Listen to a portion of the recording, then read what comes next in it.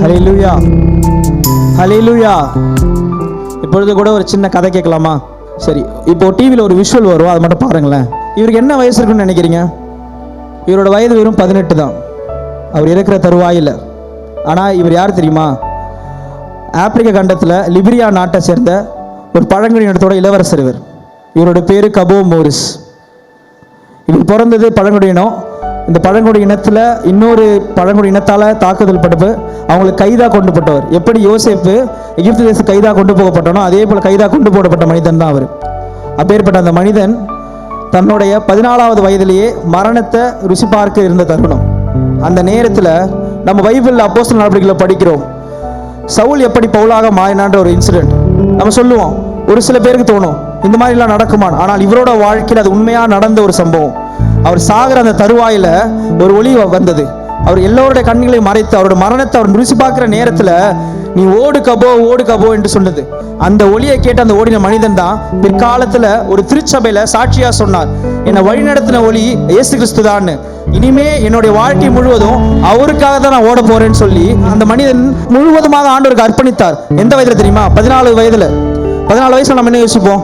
பசங்க கூட விளையாடலாம், இந்த மாதிரி ஃபன் பண்ணலாம், இதுதான் நம்மளுடைய எண்ணங்களாக இருக்கும். ஆனா அந்த வாலிப பிராயத்தில் கூட தேவன் என்னை தொட்டார், தேவன் என்னை கூப்பிட்டிருக்கிறார், அவருடைய ஊழியத்தை செய்ய நான் போக போறேன்னு சொல்லி அமெரிக்காவுக்கு போய் அங்க படிக்க ஆரம்பித்தார்.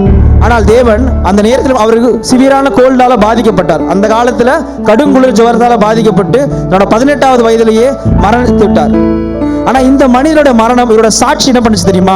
அவருடைய உற்ற நண்பனான சார்லஸ் அந்த ஆப்பிரிக்க கண்டத்துல எந்த பழங்குடி இனத்திலிருந்து ஓடி வரப்பட்டாரோ அந்த பழங்குடி இனத்திற்கு சுவிசேஷம் சொல்ல என் நண்பனுக்காக என் தேவன் சொன்ன வார்த்தையின்படி நான் போகிறேன்னு சொல்லப்படுறாரு. அந்த சார்லஸ் போனார். இதே போலதான் இந்த காலத்துல எல்லாருக்கும் நான் சுவிசேஷம் எப்படி சொல்ல முடியும்? என் கூட பழகிறவங்க நான் சுவிசேஷம் சொன்னா நான் ஆண்டவரை பத்தி பேசினாலே நான் ஒதுக்கிடுறாங்க. ஐயோ இவன் கிறிஸ்டியன் பையன், இவங்களும் சேரக்கூடாது, எப்ப பார்த்தாலும் ரூல் சொல்லிட்டே இருப்பான்னு சொல்றாங்க. என்னைக்கு காரணம் சொல்லாதீங்க. ஏன்னா சுவிசேஷத்தை பிரசங்கிக்காவிட்டால் எனக்கு ஐயோ என்று பைபிள் வசனம் சொல்லுது. நம்ம கூட பயணிக்கிறவங்களா இருக்கட்டும், ஒரு 10 நிமிஷம் பைக் டிராவல் இருப்போம், ஒரு 10 நிமிஷம் ட்ரெயின்ல போயிட்டு இருப்போம், பக்கத்துல இருக்கணும் ஸ்தோத்திரம் ஆண்டவரை நேசிக்கிறான்னு சொல்லி பாருங்க. ஏன்னா ஒரு மனிதனோட வாழ்க்கையை ஆண்டவர் நேசிக்கிறான்ற வார்த்தை மாத்திரத்தில் நாம் கேள்விப்பட்டிருக்கிறோம். எத்தனையோ தடவை சொல்லப்பட்டிருக்கு.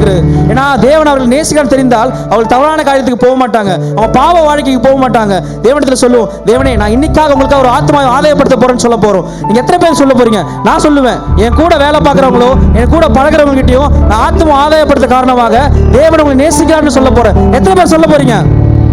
சத்தமா சொல்லுங்க. ஏன்னா இது கடைசி காலம், இது விதைக்கின்ற காலம். திறப்பின் வாசலில் நிற்க ஆண்டவர் கேட்கிறார். எத்தனை பேர் நிக்க போறீங்க? ஆமென்.